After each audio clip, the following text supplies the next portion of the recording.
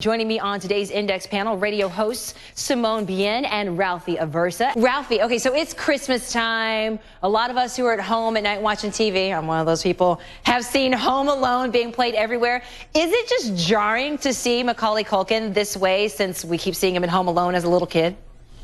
A little bit, although I think we've seen him in public enough now, especially over the past 5 to 10 years, where I'm not really surprised when I see him and he looks that much older, even older than his actual age. I think what was most jarring for me, Melissa, that last photo you showed, as you alluded to, they're in the middle of New York City. They're in the middle of Times Square. Could you imagine walking through Times Square? I usually have my head down because I'm trying to avoid all the Elmos and all the Cookie Monsters. And the paparazzi because they love you, Ralphie, but go on.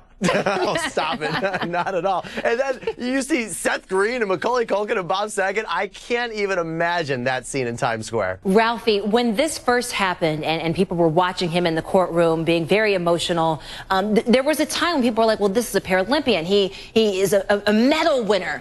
And now we're having to see him in a completely different light. How has this changed the conversation around Oscar Pistorius? Well, when we first saw him in the Olympics, although there was a little bit of controversy at first around allowing him to compete in the Olympics, eventually we looked at him as somebody who inspired others, especially those with disabilities.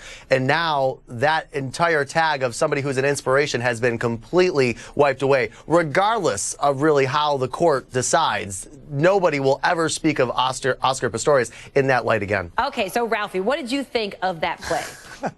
I mean, I thought the game was over because the play before, if you remember, Melissa, the Packers began to start lateraling the football. They were throwing it back and forth, trying to advance it. And then, of course, there was a 15-yard penalty called on the Lions defense for grabbing Aaron Rodgers' face mask. You look at the replay.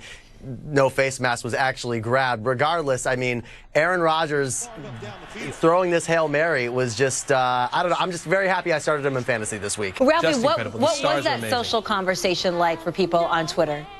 It was like Michael's saying, mostly positive, especially when you consider for Peter Pan and the Sound of Music, it mostly was not. I think one of the moments where Twitter must have peaked, I haven't seen any of the actual statistics yet, but Mary J. Blige's performance, everybody said that she looked flawless, she sounded flawless, so congratulations to NBC, third time's a charm. What has the social reaction been so far to his passing, Ralphie?